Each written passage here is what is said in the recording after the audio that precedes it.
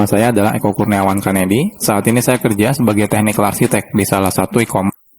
Sibukan bersama Now, diskusi secara langsung dengan saya, dianya program teman-teman dari perusahaan ke emailnya. Ini lumayan banyak ya, dan semuanya kita bahas detail tentang HTTP. Nanti kita akan berkenalan dengan HTTP itu apa, lalu teman-teman berkenalan dengan URL, dengan HTTP method, header, body, respon, cookie, dan sebenarnya masih banyak lagi materi tentang HTTP yang akan kita bahas.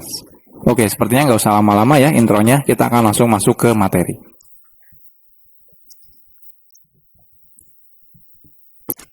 Oke, sekarang kita akan berkenalan dulu dengan HTTP itu sendiri. HTTP itu singkatan dari Hypertext Transfer Protocol. Jadi HTTP itu singkatan ya, Hypertext Transfer Protocol. Nah, HTTP sendiri merupakan protokol untuk melakukan transmisi hypermedia dokumen.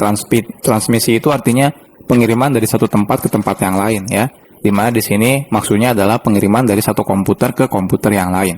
Nah, contohnya kalau kita membuka website, kita kan sering ya transfer data seperti HTML misalnya, JavaScript misalnya, CSS, image, audio, ya, video, dan lain-lain. Itu semuanya biasanya kalau di web itu ditransfer melalui protokol HTTP. Nah, HTTP sendiri itu awalnya didesain untuk komunikasi antara web browser, ya, aplikasi web browser kita dengan yang namanya web server. Jadi, website itu semuanya berjalan di aplikasi yang namanya web server. Jadi awalnya itu HTTP didesain untuk seperti itu. Jadi transmisi ya data antara web server dengan web browser atau bahkan kebalikannya.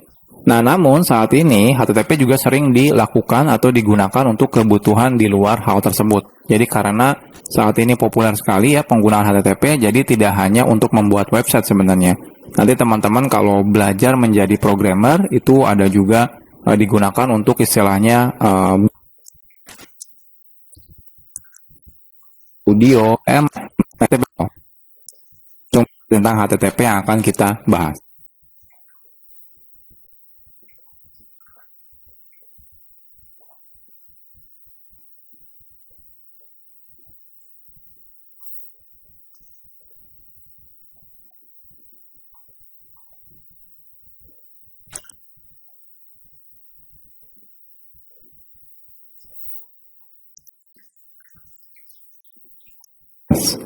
Kita akan berkenalan pengiriman.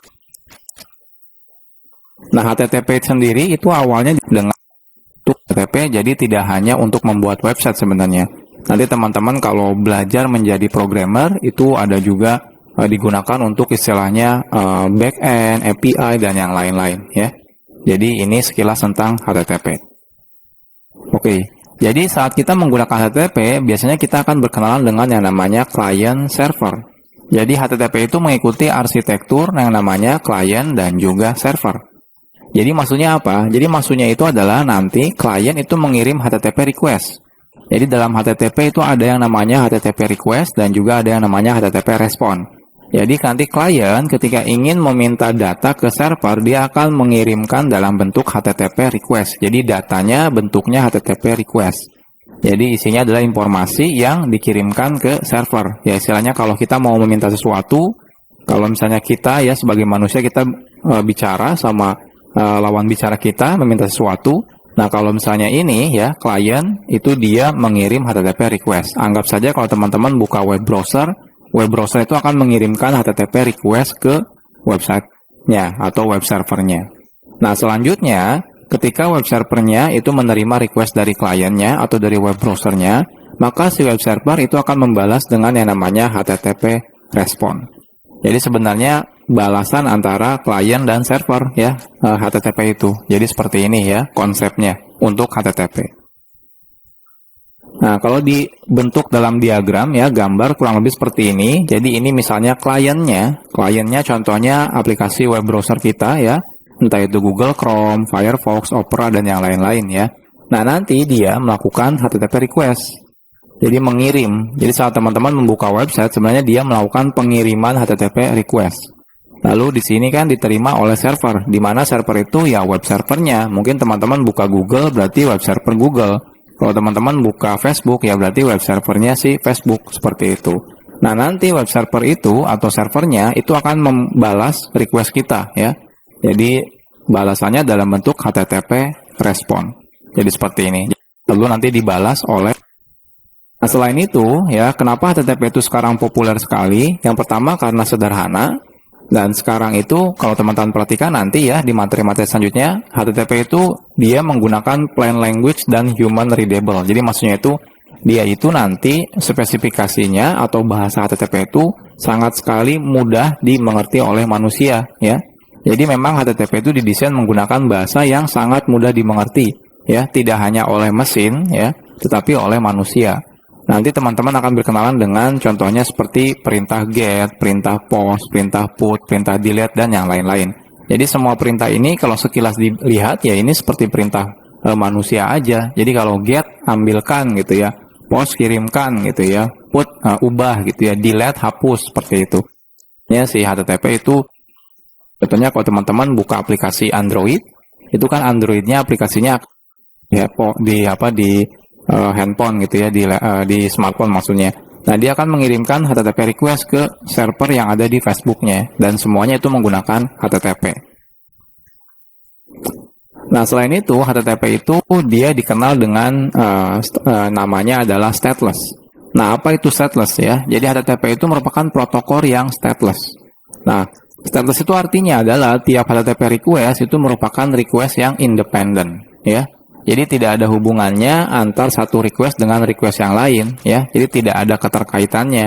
Jadi kalau teman-teman misalnya buka website itu kan tidak peduli ya urutan pembukaan websitenya. Contohnya teman-teman buka halaman depannya misalnya kalau Facebook, habis itu ngelihat profil teman yang lainnya gitu ya. Nanti lihat komentar, lihat apa, itu kan nggak tentu ya.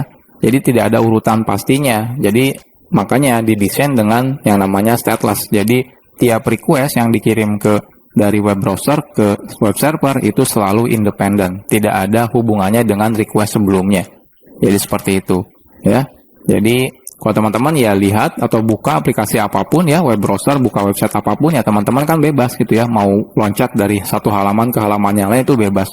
Tidak ada harus urutannya, misalnya harus halaman A dulu, halaman B dulu, halaman C, itu nggak ada. Jadi semuanya bebas. Jadi ini memang si HTTP itu didesain stateless ya. Jadi dia tidak menyimpan data apapun, informasi apapun ya dalam requestnya, yang jadi dia tidak perlu mengetahui sebelumnya sudah melakukan request apa, bahkan setelahnya mau ngelakuin request apa, itu tidak perlu. Nah, jadi hal ini dilakukan agar HTTP requestnya tidak harus dilakukan secara sekuensial. Jadi sekuensial itu berurut gitu ya. Jadi nggak harus kalau buka website Facebook harus A, B, C, D dulu gitu buka halamannya, nggak seperti itu. Jadi teman-teman bebas menentukan aturannya atau urutannya.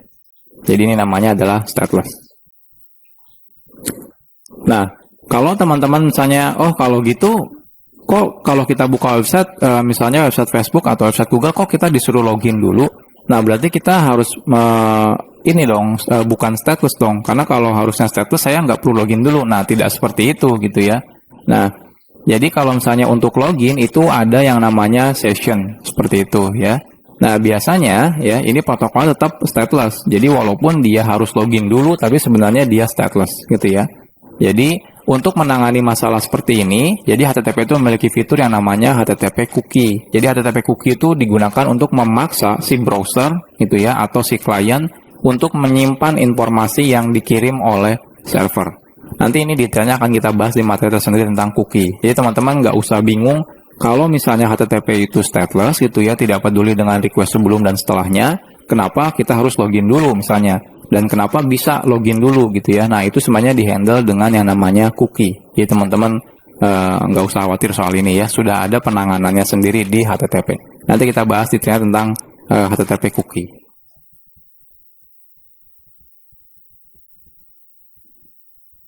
Sekarang kita bahas tentang HTTP version. Jadi HTTP itu udah lama banget gitu ya. Jadi dia ada sudah lama sekali gitu ya. Nah, HTTP itu selalu berkembang. Artinya apa? Artinya selalu diperbaharui. HTTP itu sebenarnya hanya spesifikasi. Jadi ya seperti aturan lah istilahnya. Karena apa? Karena kan aplikasi klien dan servernya bisa banyak gitu ya. Contohnya kalau klien kan ada web browser, Google Chrome, Firefox dan sebagainya gitu ya. Nah, hanya karena mereka mengikuti spesifikasi atau aturan HTTP, makanya mereka bisa membuka website istilahnya. Jadi ada aturan-aturannya. Dan HTTP sendiri sekarang sudah banyak perubahan dari pertama kali di rilis ya, artinya diperkenalkan. Jadi saat ini kebanyakan kalau teman-teman buka website ya di dunia itu rata-rata menggunakan versi HTTP 1.1 atau HTTP 2. Jadi saat ini yang populer 2 ini ya. Nah, HTTP 2 itu mulai hadir sekitar tahun 2015 ya. Sebelum 2015 sudah pasti kita akan di web banyak bakal yang menggunakan HTTP 1.1 juga. Versi 1.1 dengan HTTP versi 2. Jadi saat ini ya HTTP 1.1 merupakan fallback protokol. Fallback itu misalnya kalau misalnya tidak support 2, maka dia akan pindah ke 1. Nah, kalau teman-teman menggunakan browser itu nggak perlu khawatir ya, karena web browser itu bisa mengerti semua jenis protokol HTTP gitu ya, versi berapapun. Jadi kalau teman-teman buka website, ternyata websitenya masih menggunakan HTTP versi 1.1, browsernya tetap bisa buka. Ternyata dia menggunakan HTTP versi 2, browsernya juga masih tetap bisa buka, jadi nggak ada masalah sebenarnya. Jadi teman-teman nggak tahu soal detail versi pun sebenarnya nggak ada masalah ya. Ini biar teman-teman tahu aja. Nah, dan di mana ya? Jadi karena HTTP 1 itu merupakan fallback ya, jadi kalau tidak ada baru dia pindah ke sini.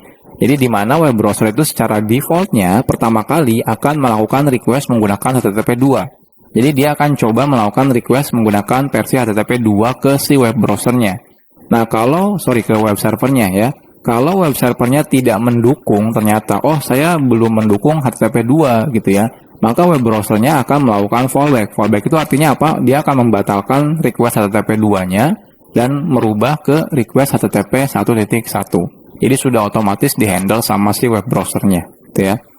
Nah, secara garis besar, spesifika HTTP 2 ya sama dengan HTTP 1. Jadi sebenarnya kalau dilihat spesifikasinya atau aturannya sebenarnya sama aja gitu ya, hanya ada improvement beberapa gitu ya.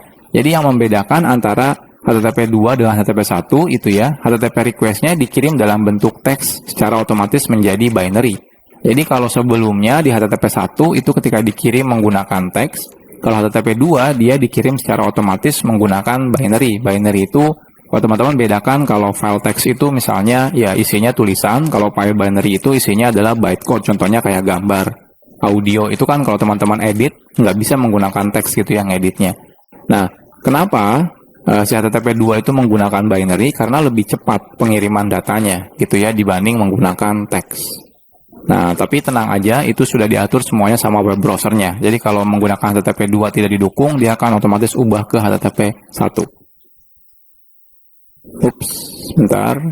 Nah, selain itu HTTP 2 menggunakan algoritma kompresi untuk memperkecil request-nya dan mendukung multiplexing ya. Jadi dia itu mendukung algoritma kompresi. Kompresi itu memperkecil ukurannya. Jadi kalau teman-teman misalnya upload gambar ya menggunakan HTTP 2, itu yang tadinya gambar 1 mega, si web browsernya akan mengkompres gambarnya tersebut sehingga lebih kecil.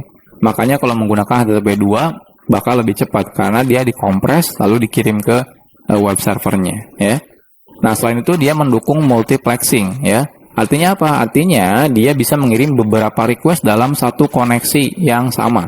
Jadi kalau nanti dari klien dan server dia akan membuka istilahnya namanya adalah koneksi ya. Nah, koneksi itu nanti kalau misalnya HTTP 1 satu koneksi ya mengirim request sekaligus. HTTP 1.1 dan 2 cuma beda cara kerjanya. Jadi kalau di HTTP 2 dia di-convert menjadi binary dari teksnya, lalu di-compress, dan selain itu bisa mengirim beberapa request ya, HTTP request dalam satu koneksi yang sama. Jadi lebih cepat ya. Nah, dari sisi pembuatan aplikasi, kalau teman-teman tertarik menjadi programmer, sebenarnya tidak ada perbedaannya ya. Teman-teman bisa membuat aplikasinya walaupun pakai HTTP 1 atau bahkan HTTP 2 itu tidak ada perbedaan karena semuanya diatur oleh si web server yang akan kita gunakan. Nah, lantas apa bedanya dengan HTTPS? Jadi kalau teman-teman lihat website sekarang kan menggunakan HTTPS ya kebanyakan. Nah, secara default HTTP itu tidak aman. Artinya apa? Artinya kalau ada orang yang istilahnya itu man in the middle, jadi ada orang di tengah-tengah. Contohnya kalau misalnya teman-teman pakai internet umum gitu ya. Nah, orang yang memasang internet tersebut itu bisa aja mencuri informasi yang kita kirim menggunakan HTTP, karena defaultnya HTTP itu tidak aman. Nah, maka dari itu ada yang namanya HTTPS. HTTPS itu adalah HTTP dengan enkripsi, ya. Jadi perbedaannya HTTP dengan HTTPS adalah pada HTTPS dia menggunakan SSL namanya, atau Secure Socket Layer. Ini untuk melakukan enkripsi HTTP request dan juga HTTP respon. Jadi dari web browsernya nanti di-encrypt dulu datanya ya sama SSL, nanti dikirim ke web servernya. Setelah dapat balasan dari web servernya, itu nanti di-dekripsi HTTP responnya. Jadi otomatis kalau ada orang yang misalnya di tengah-tengah mencuri informasi itu, request kita masih tetap aman. Kenapa? Karena di-encrypt gitu ya, tidak akan bisa dilihat isinya gitu ya. Jadi HTTPS lebih aman. Jadi kalau teman-teman membuat website nanti, ya sarannya, rekomendasinya adalah menggunakan HTTPS. Jadi hasilnya itu HTTPS jauh lebih aman kalau teman-teman dibandingkan menggunakan HTTP biasa. Web yang menggunakan HTTPS akan menggunakan protokol depannya itu adalah HTTPS gitu ya. Jadi misalnya https://google.com gitu ya. Nah, misalnya seperti itu. Kalau misalnya dia masih HTTP saja, artinya dia belum aman, gitu ya. Jadi bisa aja kalau ada request ke website itu, bisa diambil informasinya di tengah jalan, gitu ya. Jadi disarankan kalau teman-teman membuat website, teman-teman menggunakan HTTPS. Jadi ini adalah HTTP version.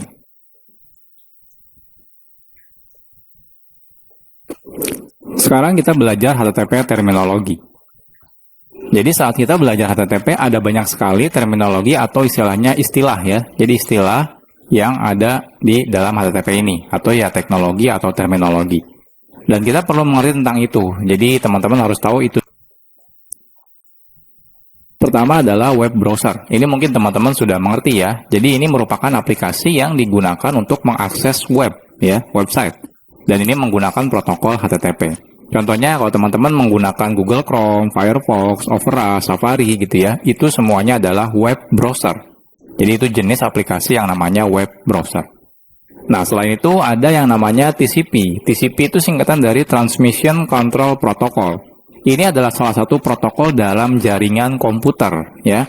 Jadi kalau teman-teman belajar jaringan komputer atau network gitu ya, ini ada istilahnya protokol TCP, dan HTTP itu menggunakan protokol TCP ya untuk komunikasi dari klien ke servernya. Teman-teman semuanya nggak perlu tahu detail ya, tapi teman-teman cukup tahu aja kalau misalnya HTTP itu menggunakan TCP protokol gitu ya. Jadi kalau teman-teman menggunakan web, contohnya ngirim email, mengirim file menggunakan FTP gitu ya, itu sebenarnya dia jalan di dalam protokol TCP ya.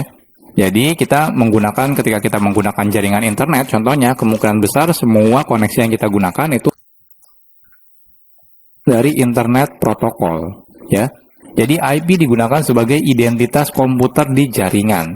Jadi saat teman-teman terkoneksi ke internet, contohnya atau ke jaringan, itu pasti memiliki IP, ya, internet protokol, gitu ya.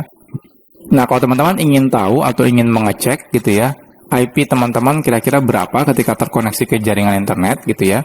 Nah, teman-teman bisa cek di website ini, what is my IP address. Ini kalau teman-teman belajar jaringan komputer, contohnya what is my IP address, contohnya ya. Kita cek. Nah, di sini bahkan di Google bisa kelihatan ini adalah IP saya. Jadi ini alamat komputer saya di internet seperti ini. Biasanya sih ini tergantung ini ya, jaringan internet yang teman-teman gunakan. Kadang-kadang teman-teman diberi static IP, artinya IP-nya tidak akan pernah berubah. Atau kalau teman-teman menggunakan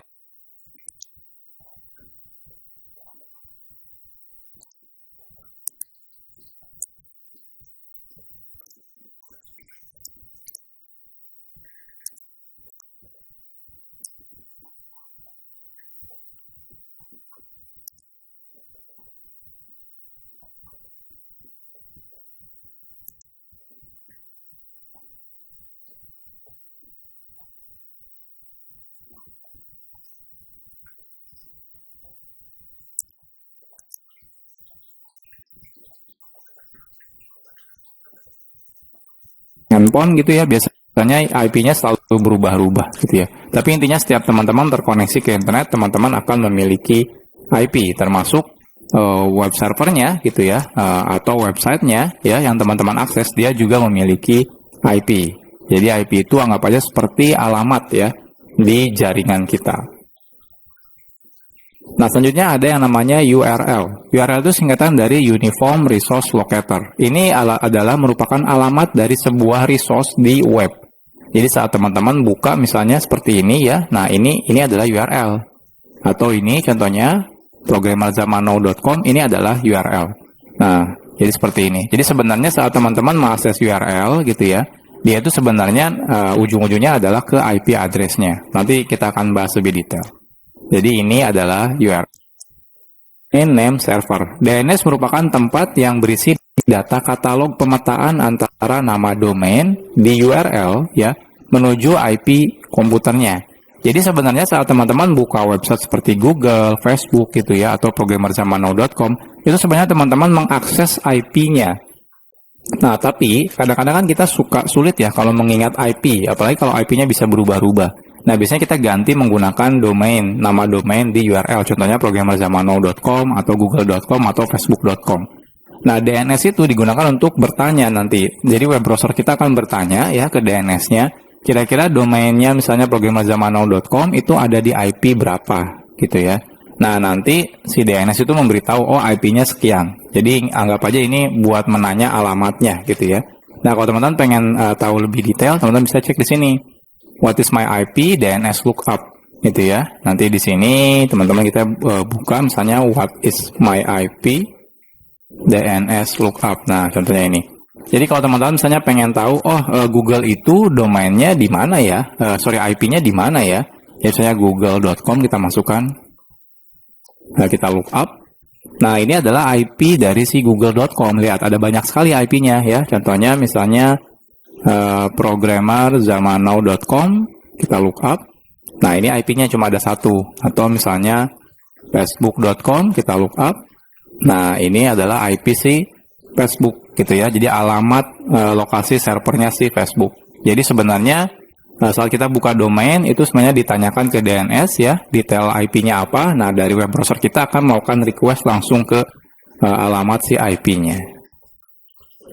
Nah, selanjutnya ada yang namanya web server. Web server ini merupakan aplikasi yang berjalan di jaringan internet yang bertugas sebagai servernya. Jadi kalau web browser itu adalah kliennya, kalau web server itu adalah servernya. Nah, web server itu berisikan informasi dan data yang biasa diakses oleh klien. Jadi kalau kita mau buka data kita di halaman web browser, misalnya Facebook gitu ya, nanti kita nanya ke web server si Facebooknya. Nanti web servernya akan mencarikan datanya, lalu mengembalikan ke si web browsernya gitu ya. Jadi web server itu akan menerima request dari klien, yaitu web browser ya, dan akan membalas request tersebut berupa informasi yang diminta. Kalau kita buka YouTube ya jadinya yang dikirim adalah video misalnya. Kalau kita buka Spotify ya yang dikirim sama web server adalah audio misalnya. Kalau buka Facebook ya contohnya ada teks, gambar, dan yang lain-lain. Jadi ini namanya adalah web server. Sekarang kita bahas tentang HTTP flow. Pertanyaannya adalah bagaimana alur kerja si HTTP ini? Jadi dalam HTTP biasanya terdapat dua pihak yang terlibat ya, seperti yang dari awal sudah kita bahas, yaitu pihak klien dan juga pihak server. Di mana kliennya contohnya adalah web browser dan server kirimkan request itu adalah klien, sedangkan dia otomatis running dalam atau berjalan di atas sebuah komputer. Jadi anggap aja ini aplikasi ya yang jalan di sebuah komputer. Nah, di mana aplikasi ini ya, aplikasi server ini berisikan semua informasi yang disimpan. Contohnya ya, kalau kita misalnya mau nonton video gitu ya di YouTube, ya otomatis komputer si YouTube-nya itu adalah menyimpan data yang videonya. Kalau Spotify contohnya ya menyimpan data musik audionya. Atau misalnya kalau Facebook ya menyimpan data komentar, status, gambar, dan yang lain-lain. Jadi server itu digunakan untuk menyimpan data itunya ya. Nah, komputer server biasanya menjalankan aplikasi web server ya agar bisa menerima protokol HTTP. Jadi walaupun di sana misalnya ada data videonya, gambarnya, tulisannya, dan sebagainya, dia tetap running dalam web server biasanya ya. Jadi dengan kita mengakses menggunakan web server itu nanti akan mengelola datanya ya dan akan mengambil dan mengembalikan si datanya. Oke, kurang lebih Diagramnya seperti ini, jadi ada pihak yang namanya server, anggap aja ini komputer sebuah server ya. Nah, ini komputer servernya, di dalamnya ada aplikasi yang namanya web server ya. Nah, di dalamnya ada datanya ya. Bisa di dalam aplikasi lain, contohnya aplikasinya namanya database ya. Atau misalnya di dalam file folder dan sebagainya ya, bebas. Tapi intinya dia memiliki data. Jadi di dalam server itu ada web servernya ya, yang akan menerima nanti HTTP request-nya ya, dan ada datanya. Oke, pihak selanjutnya adalah klien. Klien merupakan komputer yang bertugas mengirim HTTP request ke komputer server. Jadi kalau misalnya tidak ada request, si server tidak akan mengirim atau membalas responnya gitu ya. Jadi harus ada request-nya. Jadi yang melakukan request itu adalah kliennya, di mana contohnya adalah web browser. Nah, untuk mengirim HTTP, ya, request HTTP, biasanya klien akan menggunakan aplikasi web browser. Ini biasanya ya. Jadi memang rata-rata ya biasanya kita kan pasti bukanya menggunakan web browser ya. Nah, selain itu, klien dan server akan terkoneksi dalam jaringan yang sama agar bisa berkomunikasi. Contohnya dalam satu jaringan internet, contohnya ya. Kalau dia tidak terkoneksi, maka tidak akan bisa melakukan request dan juga respon. Contohnya kalau teman-teman tidak terkoneksi ke internet, teman-teman tidak bisa buka website Google, YouTube, Facebook, dan sebagainya gitu ya. Jadi semuanya harus terkoneksi dalam satu jaringan. Nah, misal saja klien dan server ya contohnya terhubung dalam jaringan internet. Oke, jadi kurang lebih seperti ini ya. Jadi ada satu tadi yang server, yang kedua adalah yang kliennya, komputer kliennya. Dan di dalamnya biasanya ada aplikasi ya untuk melakukan HTTP request, namanya adalah web browser ya. Ini cuma contoh saja web browser. Sebenarnya banyak aplikasi yang bisa melakukan HTTP request. Contoh yang paling populer adalah web browser. Oke, selanjutnya ada yang namanya request. Klien akan mengirim request ya ke server itu dalam bentuk yang namanya HTTP request. HTTP request ini berisikan informasi seperti lokasi resource atau lokasi file apa yang akan kita akses. Atau kalau kita mau mengirim data, contohnya kan teman-teman bisa upload status ya. Kalau di Facebook atau upload video ya, kalau di YouTube contohnya, itu kan artinya kita mengirim data. Nah, jadi bisa aja isinya request itu adalah data juga ya, jadi boleh juga seperti itu. Nah, HTTP request akan diterima oleh si servernya. Nah, selanjutnya server akan memproses request yang diminta oleh klien tersebut. Jadi kalau kita minta contohnya, saya mau lihat semua status Facebook teman saya, maka yang dikembalikan oleh si server adalah semua status Facebook teman saya. Dari web browser kita ya, contohnya aplikasi HTTP-nya, kliennya maksudnya, nanti dia akan mengirim HTTP request. Ini bisa bentuknya request seperti meminta ya, contohnya kayak tadi, minta semua status. Contohnya saya mau, itu namanya adalah si server minta contoh. Jadi kalau saya mau nonton video di YouTube, nanti si web browsernya mengirimkan request-nya ya dalam bentuk HTTP request. Nanti si web servernya yang akan membalas dalam bentuk video seperti itu. Jadi kurang lebih diagramnya untuk full ya flow-nya ya itu seperti ini. Jadi klien ya mengirim request menggunakan web browser contohnya, nanti diproses sama web server. Kalau hanya menyimpan data berarti dia simpan, habis itu balas misalnya sukses.